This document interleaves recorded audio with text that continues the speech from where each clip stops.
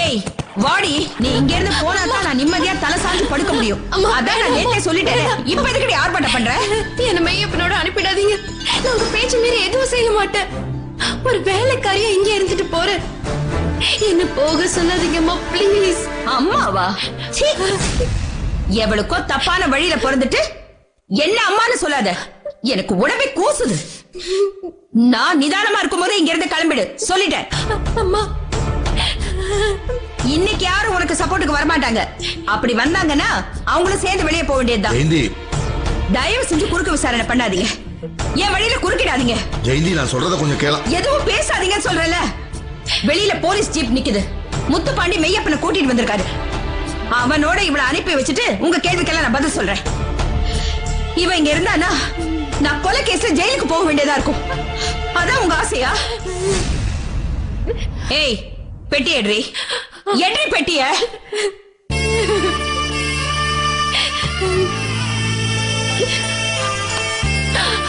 அம்மா வேணாம்மா.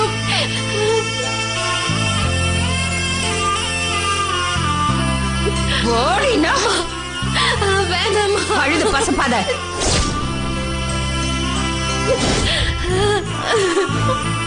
அப்படிங்க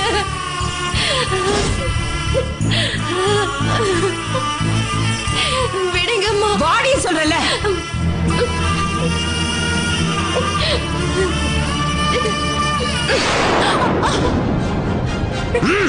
சரிங்க சார்.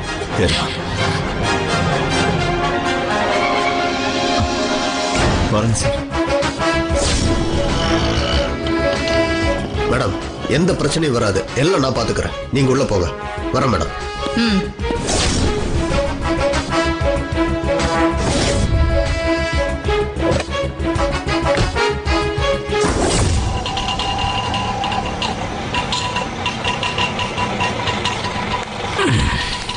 வாமா.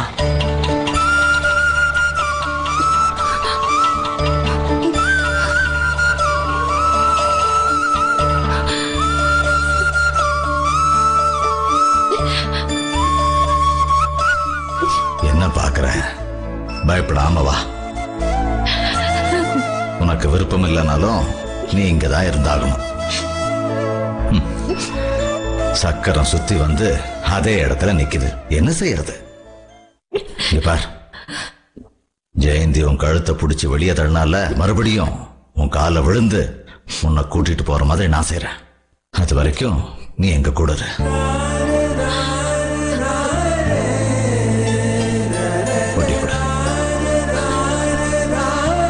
உள்ளவா வாம்மா.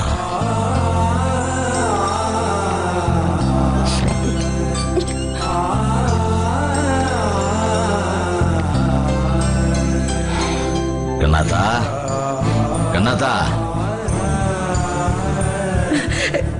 ஷாலினி கண்ணு, வா வா வா வா வா வா கண்ணு. நீ வருவன்னு எவ்வளவு நேரம் நான் வாசல்ல இருந்தேன் தெரியுமா? ஒரு வழியா வந்துட்ட. வா கண்ணு, வா வந்து உக்கார். வா உக்காருமா. என் குடும்பத்தை காக்க வந்த கொலை தெய்வம் நீ. கண்ணாத்தா, ஓவரா உளராத. பிள்ளைக்கு ஏதாவது குடிக்க கொடு. ஜெயந்தி இல்ல, குழந்தைன்னு கூட பார்க்காம தரன்னு இழுத்துட்டு வந்து வெளியே தள்ளிட்டா. அந்த முத்துப்பாண்டி இன்ஸ்பெக்டர் கூட இருக்கிற தைரியம் அவன் மட்டும் இல்லைன்னு வச்சுக்கோ, அவளை 2 துண்டா போட்டிருப்பேன். என் கண்ணு முன்னாடியே ஷாலினிக்கு இந்த நிலைமை. ஷாலினி கண்ணு, நீ எதுக்கும் கவலைப்படாதம்மா. உனக்காக நாங்க 2 பேரும் இருக்கோம். நீ இந்த வீட்டுல சந்தோஷமா இரு. நீ வேணா பாரு, அவளே வந்து உன்னை கூட்டிட்டு போறலா இல்லையான்னு பாரு.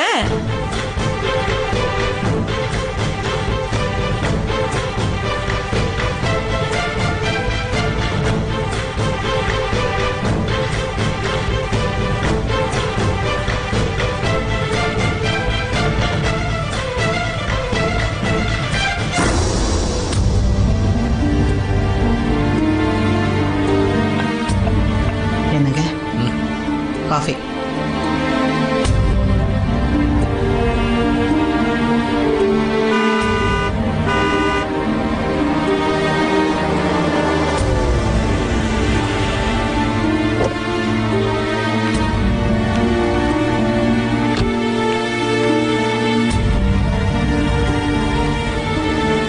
ஜெயந்தி, ஏன் அங்கேயே நிக்கிற?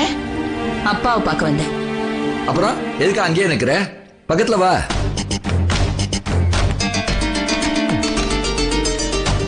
உங்களுக்கு ஞாபகம் இருக்கும்னு நினைக்கிறேன்.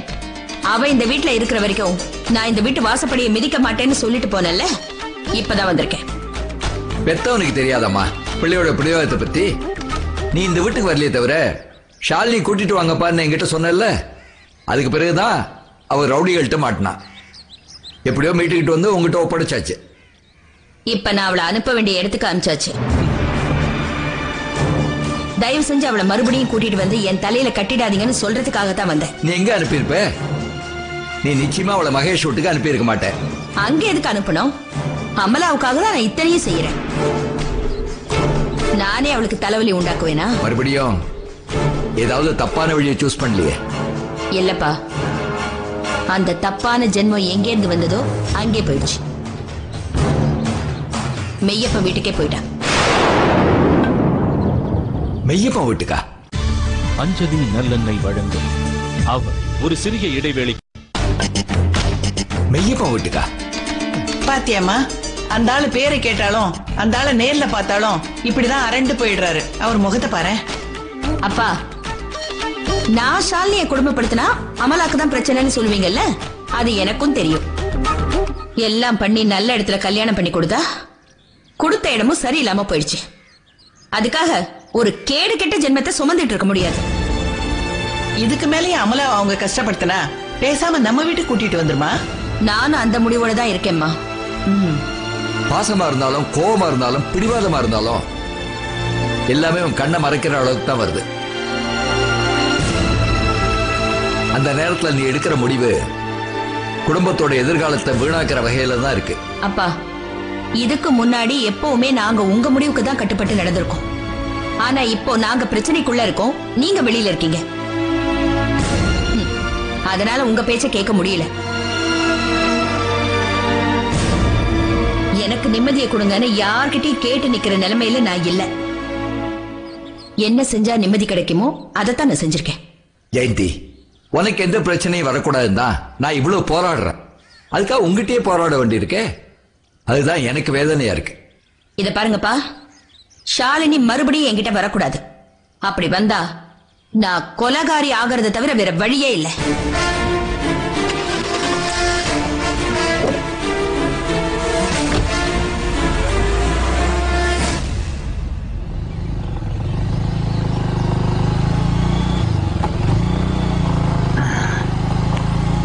வணக்கம் சார். பேங்குக்கு கிளம்பிட்டீங்க போல இருக்குது. எங்க போனா உனக்கு என்ன? நீ காலேஜுக்கு போல? நான் என்ன ஸ்டூடெண்டா இல்ல ப்ரொஃபஸரா கரெக்ட் டயத்துக்கு காலேஜுக்கு போறதுக்கு? அதுங்களே கரெக்ட் டயத்துக்கு காலேஜுக்கு போறது இல்ல. தம்பி, ஆக்சுவலா உங்ககிட்ட ஒரு முக்கியமான மேட்டர் சொல்லிட்டு போலாம் தான் வந்தேன். ஏன்னா நம்ம ஒரே ஏரியால ஒண்ணு மண்ணா இருக்கிறோம். நமக்கு ஒரு பிரச்சனைனா நம்ம ஒன்னா இருக்கணும்ல. ஏன் என்ன? ஷாலினி பொண்ணு அந்த பொம்பளை அதாங்க உன் மாமியாரு. ஷாலினி பொண்ணு உங்களுக்கு கொடுத்தான்னு சொல்வீங்களே, அந்த மொட்டை தலையன், அது மெய்யப்பன், அவன் வீட்டுக்கு அனுப்பி வச்சிருக்காங்களாம். அதுவும் இன்ஸ்பெக்டர் மூலமா மிரட்டி அவன் வீட்டுக்கு அனுப்பி வச்சிருக்காங்களாம். இது எப்படி உனக்கு தெரியும்? இந்த அநியாயத்தை செஞ்சதோட மட்டும் இல்லாம காலேஜ்ல இன்னையோட எனக்கு பிடிச்ச நாட்டு சனி ஒழிஞ்சதுன்னு எல்லாருக்கும் ஸ்வீட் கொடுத்து சத்தமா சிரிச்சுன்னு அந்த பொம்பளை. அதை பார்க்கதாங்க மனசு தாங்கல. ஷாலினி எப்படியாவது அந்த வீட்டை விட்டு தரத்தி விடணும்னு முயற்சி பண்ணிட்டே இருந்தாங்க. இப்போ மையப்பன் வீடா? இது நான் எதிர்பார்த்ததுதான். ஆனா நம்ம புள்ள அந்த வீட்டுக்கு போக மாட்டேன்னு அழுது அடம் பிடிக்குதுன்னு அத்தையும் அந்த அம்மா தான் சொல்றாங்க. பாவங்க நம்ம ஷாலினி பொண்ணு. உங்க ரெண்டு பேரும் தான் நான் குழந்தைல இருந்து பாத்துன்னு இருக்கிறேனே, எனக்கு தெரியாது. பாவம் பூமி மதா மாதிரி எல்லாத்தையும் பொறுமையா தாய்னுக்கிற அந்த பொண்ணை போய் இப்படி குடும்பப்படுத்துறாங்களான்னு தாங்க மனசுக்கு ரொம்ப கஷ்டமாகுது. நான் என்ன சொல்றேன்னா, அந்த பொண்ணை பிடிக்கலனா அந்த பொண்ணை கொண்டாந்து உங்ககிட்ட விடுறதான மரியாதை. மரியாதை அந்த வார்த்தைக்கு என்ன அர்த்தம் கூட அந்த பொம்பளைக்கு தெரியாது. கரெக்ட் தம்பி, அது தாண்ட திமிரு ரொம்ப அதிகம். அது யாராவது மரியாதை கத்து கொடுத்தாதான் உண்டு. நான் கத்து கொடுக்குறேன். ஷாலினி மையப்பன் வீட்டுக்கு அமிச்சிட்டா நாங்க அப்படியே விட்டுருவோமா? இல்ல இந்த பொம்பளை தான் செய்யற அநியாயத்துல செஞ்சுட்டு நிம்மதியா இருந்துட முடியுமா? அதையும் தான் பாத்துடலாம். தம்பி, உங்களையும் உங்க அம்மாவையும் எனக்கு ரொம்ப காலமா தெரியும். அதனால்தான் மனசு கேட்காம இதெல்லாம் உங்ககிட்ட வந்து சொல்றேன். ஆனா இந்த விஷயம் என் மூலமா தான் உங்களுக்கு தெரிய வந்ததுன்னு அந்த பொம்பளைக்கு தெரிஞ்சது, ஆளை வச்சு என்ன கொன்னுடும். அப்புறம் உங்களுக்கு செய்தி சொல்றதுக்கு ஆள் இருக்காது. அதுதான் சொல்றேன், அவங்க கிட்ட சொல்றாதீங்க, என் உயிர் உங்க கையில. நான் வரேன் தம்பி.